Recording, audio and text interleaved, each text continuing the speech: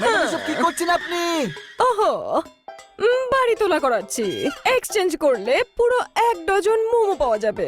এমনিতেও যে বাড়িতে মোমোর গন্ধ নেই সে বাড়ি আবার বাড়ি নাকি? ছেড়ে দিতে পারি আমার সাধের গাড়ি, মোমোর জন্য আমি সব করতে পারি। মারতালি।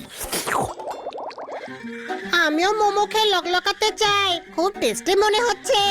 টেস্টি নয়, কিছু গড়বড় মনে হচ্ছে আমার।